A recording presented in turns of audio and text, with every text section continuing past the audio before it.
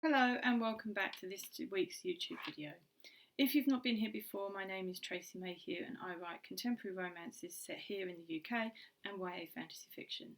Now, before I get started with this week's YouTube video, I would just like to give you a little bit of an update as to how October's been going so far, Preptober. Not a lot of prepping has been done, I'll be honest with you. I'm beginning to realise I had a very silly idea a few weeks ago when I decided that, my main character, Kate, in Not Just for Christmas, her birthday falls on the 31st of October. And I'm going to have the genius decision to release the book on the 31st of October, forgetting that October is also Preptober, which means that all of my month so far, well, I would say at least 80% of my month so far has been spent prepping for releasing Not Just for Christmas. And not a lot of things have been done towards my second book in the series for November. So I'm already on the back foot. I will not be doing this again. I'll be honest with you. This is not the kind of stress I want to be putting myself under willingly in a second time. So this weekend has literally been spent updating links, updating Not Just for Christmas's manuscript so that I can get it up and running, ready for pre-order. I think the deadline is something like the 22nd it must be the 22nd of October. So time's running out and I'm working most of next week. So it's not something that I can leave to the last minute. So this weekend has been getting that ready, which I think I have done. It's also been about updating the links in my backlist of romance books, which has been very, very time consuming. That is one of the most frustrating things about being a self-published author, is that you have to do the links yourself. I mean, I could delegate and outsource it, but I haven't got the money for that, so it's something I do myself. It's just very time consuming, which at any other time of year wouldn't matter too much, but with it being Preptober, the back of my mind I'm thinking I've only got 2 weeks left. What's going to happen to the project that I'm working on? I am quietly confident that once this is all done and out of the way, which should happen in the next day or so, I should be ready to hit the ground running middle of the next week. And then the last week of October, as I said last week, I think is half term, so I have the week to myself where I can hopefully focus on the second book. I have a good idea of where the story's going, so I'm trying not to panic at this stage. So I will be doing another video at the end of October to kind of like tell you my final plans, how everything's gone in Preptober, and just basically do a Preptober roundup kind of thing. So look out for that, because hopefully I'll be bringing you good news. But yeah, so that's basically how October's going so far. But the good news is Not Just for Christmas is available for pre-order. Everything's settled with that. There is a link in the description box down below if you feel so inclined to check it out and maybe make a pre-order yourself, but obviously no pressure. But yeah, so with that out of the way, let's move on to this week's video, which is going to be about setting ourselves up for having the best kind of writing session we could possibly give ourselves. Okay, so I'm going to split this into kind of two parts. I'm going to do the serious, writerly, must-have things that you must put in place, and then kind of like the fun, personal, subjective stuff that will vary between everybody. And I'll tell you what my fun, personal things to have around me are for a writing session, and then maybe you can take some inspiration from that, hopefully. So first of all, what I would say is you've got to know where you're working. Now, I don't just mean physically. I mean, obviously, you have to know where you're going to be working. So, like, if it's going to be your office, if it's going to be your bed, maybe, if it's going to be a library or coffee shop, wherever. But beyond that, you need to know which software you're working on. So that could be Google Docs, it could be a Word document, it could be a note app on your phone if you're out and about that day, if you're travelling or commuting. For me personally, I know a lot of people use Scrivener. I don't personally use Scrivener, although I have heard a lot of good things about it. I personally use Google Docs. I love the fact that I can link it up with just one Google account, so I can do it on my Mac. When I'm in my office, I can take that to a coffee shop or a library. I can also access it on my iPad for when I'm at school, and I have some time during lunch times. Or I could just take that iPad to a coffee shop instead. I could technically do it on my phone. That's not something I would personally do, just because I have tried doing it on my phone, and I just don't get on with that tiny screen and trying to use a tiny keyboard. So that's not for me. But I know some people do things on their phones. So Google Docs works across quite a lot of devices, and you can also work offline. And then when you get back home and you're on Wi-Fi again, it kind of syncs up, and what you've written offline will then become available online. So I like that aspect of Google Docs as well. So that would be my first tip, to know which software you are working on. Also, you've got to know what you are working on. So for me personally, that means, right before I do any project, that means working on what they call a zero draft, which I don't know how it's properly done, but this is how I do it. So this is the first page. I've got the first page of my zero draft for the Rising Storm, which is the second book in the Viking series, and then in the Viking saga, sorry. And then I've got Not Just for Christmas, the first page of that zero draft as well. I'm going to tell you now, I have blacked out anything that might give anything away. So yeah, you're not going to get any spoilers. So basically, all I do is I write out a chapter breakdown. So chapter 1, 2, 3, 4, 5, all the way till the end, and I never let anyone see this. For me, that's essential, because this is basically a brain dump for all of the ideas that I want to happen. It allows me to think logically through the story.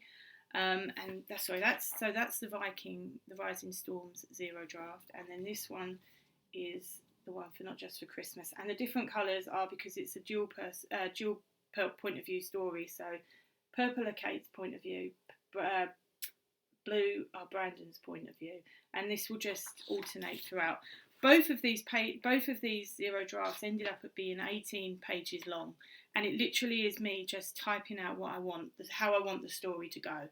Now, regardless of what I write on here, if things change as I'm writing, I'm able to sort of veer off and go in different directions if I need to, or add anything in if I need to. But when I start a project, I know that I have a rough outline that will see me through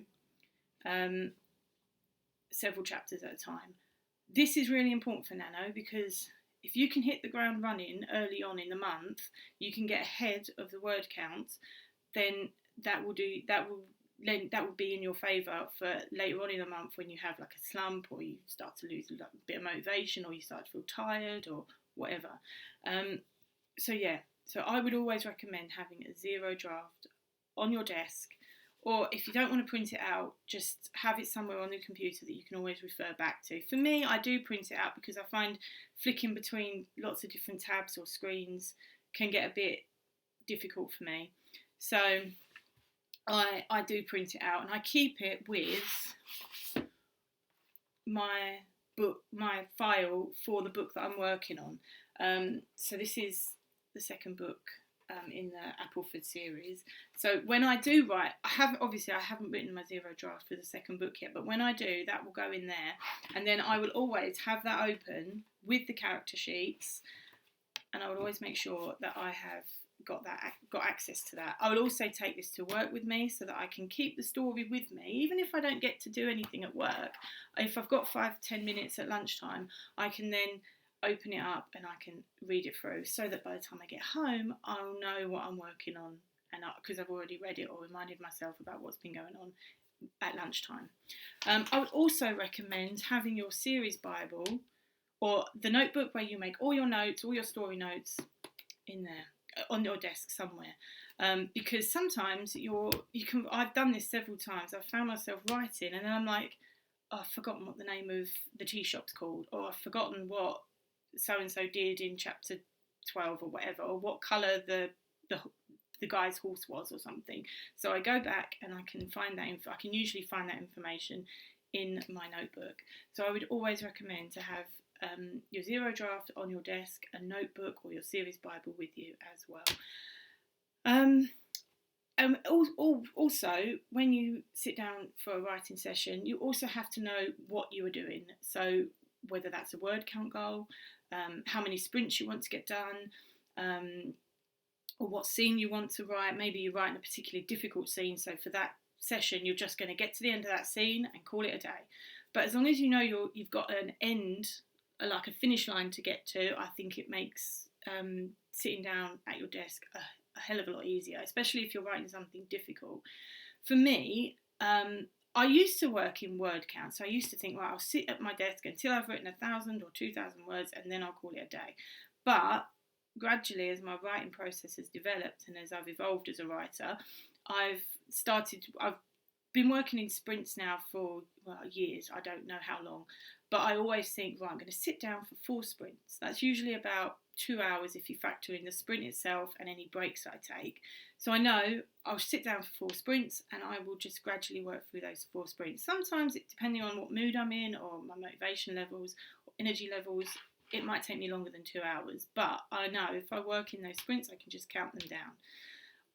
What I would say to that is, if you are finding it very difficult for whatever reason, if you start feeling ill or anything like that, stop. There's no point thinking, well, I've got to reach the finish goal no matter what I feel like at the end of it, because that could affect your writing session the next day. So I would say, always listen to your body when you're doing writing sessions, because I've started writing sessions and done 1 sprint when I meant to do 4, but then ended up just stopping after the first sprint or stopping in the middle of the first sprint because it's just no good. The words aren't flowing. There's no point in trying to force them, because you're just going to write. Well, you're not going to write anything that's going to be anything of use, and then it's going to cause you problems later. Or if you're anything like me, your mind will just get stuck on the rubbish that you've written, and then you can't move past it. So that doesn't do you any good either. So I would say always listen to your body. It always knows best. Also, stay hydrated. Hydration is very important. I always start a writing session with a warm tea. So I've got ginger and lemon today in my lovely, cute autumnal mug, which I love. And I also have a bottle of water next to me. That's not to say I don't drink Diet Coke. I don't have the occasional Diet Coke with me.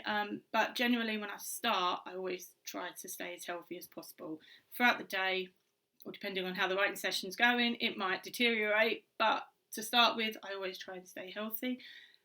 Also, alongside that, make sure you've got healthy snacks available, because it's so tempting to reach for the sweets or the crisps, which I do. I'm not pretending I'm a saint where this is concerned at all. But for NaNo, I have factored in healthy snacks, so things like apple and peanut butter, granola bars, things like that, so that I'm not always reaching for the crisps or the chocolate or whatever else is easily at hand. Because obviously, the more junk food you eat, it doesn't always make your mind work quicker. It kind of slows your body down, slows your mind down. That's how it does. That's how it affects me most of the time anyway. So my advice is stay healthy as long as you can. Maybe treat yourself to chocolate after you've reached your goal. There you go. Then you can have your chocolate. That's what I do as well. Also, make sure you are comfortable, okay? If you want to write in PJs and comfy socks, write in PJs and comfy socks. If it's the middle of the day and you don't feel like, getting in your pyjamas, that's absolutely fine too. Make sure whatever you're wearing, hoodie, t-shirt, is comfortable. I would never get home from work and write in what my work clothes, as I call them, because I don't find them very comfortable. So what I would do is I would get into my pyjama bottoms, probably keep whatever I've got on the top, because I usually just wear something like this, and then I'll just write. Make sure I've got something warm on my feet, because my feet get cold otherwise, and then I'll just keep writing. Make sure also that you've got access to blankets if you need it as well, cushions or pillows. I always have on my chair a lovely cat cushion that really supports my back. I've also got one of those back support cushions on my chair as well, because obviously sitting in a chair for so long as a writer can sometimes play havoc with that area, so I always make sure that I always try to look after my back. Also, my laptop, I've mentioned this before, my laptop is, and I will be doing a desk tour or an office tour at some point, so you will see this, but I always put my laptop on like a riser, so that it lifts it, because I've got problems with my neck. So before it was down there and I was always cricking my neck, but now it's up. My portable keyboard is on the desk itself, and I can just type, and my neck's relatively straight, and there's not a lot of pulling going on there. So yeah, make sure you're comfortable. Keep away from distractions. This is one of the hardest things to do, because the internet and our phones make social media in particular, news sites, etc., so much more accessible than they were 10, 15 years ago. So what I tend to do is, I would love to be able to be the kind of writer that can leave their phone in another room and forget about it and not worry about it. But my job as a supply teacher means that my phone needs to be with me, because my agency calls me and I have to pick up that phone, otherwise I don't get the job. So my phone is always with me, but I do put it onto silent mode, just because it's easier to focus on 20 minutes. In 20 minutes, I'm more than likely going to be able, even if I miss a call or a text, I will more than likely be able to reply and accept that job. Whereas if I left it in another room and didn't see it for 2 hours at a time, that runs more of a risk of me, not being able to get back in touch with whoever I need to get back in touch with. So I always keep it in my office, always on silent. And then during my breaks after my sprints, I will check my messages, check my phone. That is the danger zone for me, though, because I always invariably end up scrolling through Instagram, looking through Facebook, going onto YouTube, checking to see who's posted another video or whatever. So I would love to be able to put my phone into another room, but that's just not possible. However, I am trying to be more consistent with, I also use my phone because it's here as a timer. But I'm hoping, I've bought a little timer that I'm going to show you at the end, in the video at the end of November. It's coming today, but it's not here yet, so I can't show it to you right now. But it's a whiteboard. It's a timer that I use in schools, actually, for like when I do short 10-minute maths tests with children, or spelling tests or whatever. You can program it in to just stay at that program time. So whether that's 10 minutes, or in my case it would be 20 minutes. You start it, it ticks down, stops, and it goes back to that time again. So it would just cut out a lot of friction with having to reset the timer every time, because my phone doesn't necessarily keep in that timer. It has to keep being reprogrammed. So I'm hoping that it will just sit on my whiteboard next to me, and I can just click it on and off when I need to. But yeah, I will show you that when I get it. Also, taking breaks is so important. Even working in sprints, I do a 20-minute sprint and then I take a 5-minute break. And after about 3 sprints, I might give myself a 10-minute break. And that's that 10-minute. So the 5 minutes I will use to go to the toilet, make myself a cup of tea, or get myself another bottle of water, or whatever it is I need to do quickly, or a snack.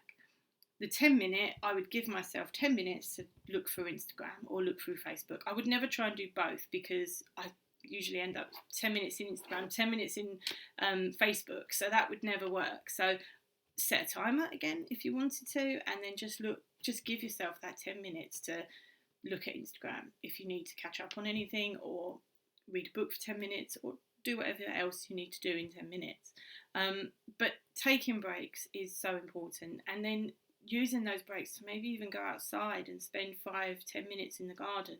And your longer sprints could be actually factor in a dog walk, because that's what I intend on doing in NaNo, using my breaks as a way of getting outside, taking Sienna for a walk, getting her outside, so that I don't forget her as well, because obviously with a job and then coming home to do sprints or writing in the evenings, it's very easy to overlook certain areas. So if I'm factoring in taking breaks, I'll also make sure that Sienna gets her regular walks. Okay, so that's the serious writer advice. Now we're moving on to the more fun things that you might want to have around you as you are writing. This is totally subjective to you, just like the things I'm about to suggest are totally subjective to me. So obviously they'll be very different. But, you know, you may like some of the same things that I do, so that would be really interesting. If you do, let me know in the comments and we can have a chat about them. So the first thing I make sure I've always got on my desk are crystals. So this is my carnelian flame, and carnelian's really good for creativity, so that is always near me. I also have a carnelian bracelet that I will wear as well, so that will always stay with me. I always make sure that I've got fluorite as well. So I've got two versions of fluorite. So this is a tower, and this will sit on my desk all the time. That will just stay on my desk. This one is a thumbstone. I don't know if you can see, but it's got a little indentation here that you can rub. So this one will come out and about with me. This will sit in my pocket. I will take this to school if I need to, if I feel like I want to carry it with me that day because I want to feel particularly focused. Fluorite's really good for focusing your mind and bringing you mental clarity. And even when I'm just writing, if I'm at a particularly difficult scene, I might sit with that in my hand and just rub that. And sometimes it kind of just being there, just being quiet with the crystal can sometimes help unlock something. So yeah, I use crystals. One of my other favourite ones is orange calcite, and that always sits on my desk. Again, this is another crystal good for creativity and joy and motivation. So I'm trying to use crystals that are not just good for creativity, that will help me see the joy and bring me motivation throughout the month of November, because obviously you need that. You need to be high energy in November for as long as possible in order to get as many words down as possible. Another thing that I rely heavily on are essential oils, and this particular blend that I've got here is for creativity. So it's got frankincense, cinnamon, peppermint and orange in, and it is gorgeous. It is a gorgeous smell, and it kind of smells a little bit like Christmas, which is come November, which will be quite a nice smell to have around me, because I like to feel Christmassy in November. So I will always be putting that on at the beginning of a writing session and just letting that go with my aromatherapy diffuser, which is on in the background even as we speak.